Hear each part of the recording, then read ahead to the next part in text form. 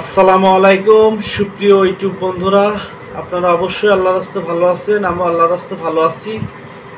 আমি এখন আপনাদের আধুনিক কৃষি কাজের যে আমরা মরিচ চাষ করি, আবার আপনার সাধারণ নিয়মের যে আমরা মরিচ চাষ করি, তা আধুনিক কৃষিকাজের যে মরিচ চাষ এতে কি পরিমাণ খরচ হয়, আর সাধারণ মরিচ চাষ করে কি পরিমাণ খরচ হয়, তো এই দুই নিয়মে মরিচ চাষ করে কি পরিমাণ কৃষকরা লাভ করে সেটা আমি আপনাদের ভিডিওর মাধ্যম দিয়ে বলবো।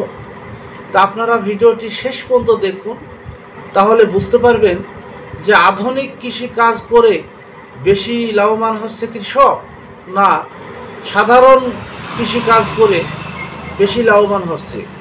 কিন্তু এটা আমি মরিচ চাষের উপরে বলছি সুপ্রিয় বন্ধুরা, অন্য চাষ সম্পর্কে বলছি না। এটা শুধু মরিচ চাষে আধুনিকে বেশি লাভ না সাধারণে বেশি লাভ, এ বিষয়ের উপরে আমি কথা বলছি সুপ্রিয় বন্ধুরা। আপনারা ভিডিওটি শেষ পর্যন্ত দেখুন, তাহলে বুঝতে পারবেন। প্রথমে আমি আধুনিকের পুরো বলছি। 33% জমিতে আধুনিকে মরিচ চাষে কি পরিমাণ খরচ হয়।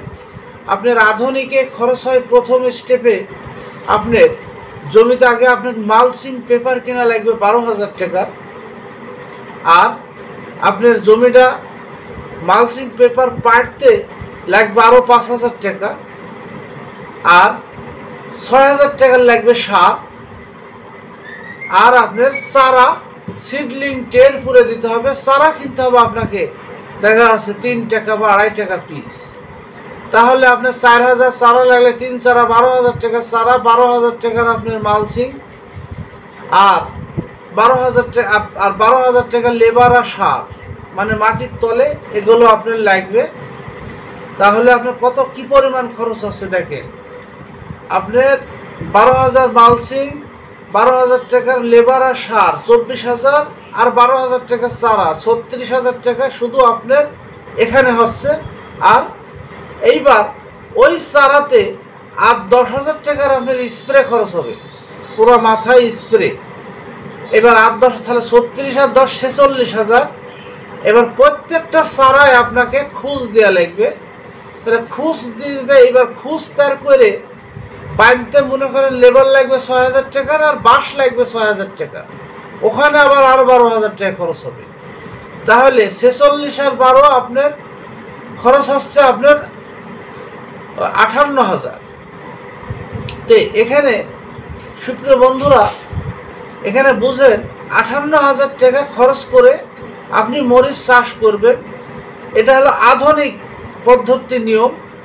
তাহলে এই 58,000 টাকার মরিচ আপনাকে আগে 25 টাকা কেজি হিসাব করলে আপনাকে 58 মণ, মানে আপনাকে 58 মণ মরিচ ওই ভেত থেকে তুলি বেশ লেগে আপনার ওই খরচটা আসবে।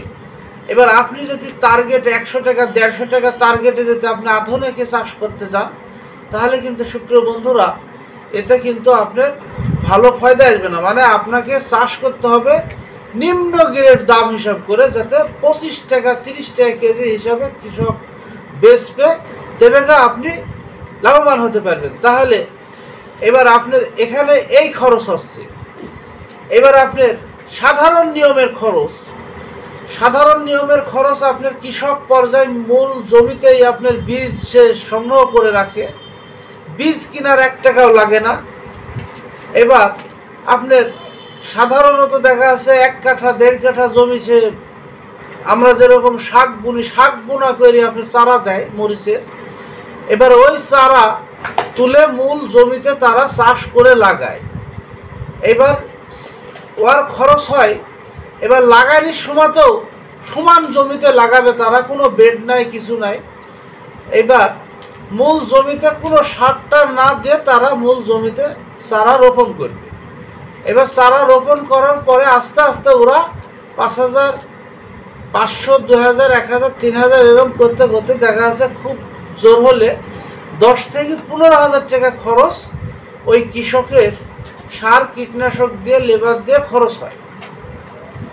এইবার ও যদি মরিচ আপনার 20 থেকে 25 টাকা কেজিও বেচে, তাহলে কিন্তু আর যদি বিঘা বয়ে যেতে আপনার 50-60 মণ মরিচ হয়, দেখা যাচ্ছে ওয়া অধিক লাভ হচ্ছে। এখানে আপনি হিসাব করেন। এবার আধুনিক পদ্ধতিতে বলতে গেলে, আধুনিক পদ্ধতি মানে আধুনিকই হতে হবে, আপনাকে সবই হাইব্রিড করতে হবে।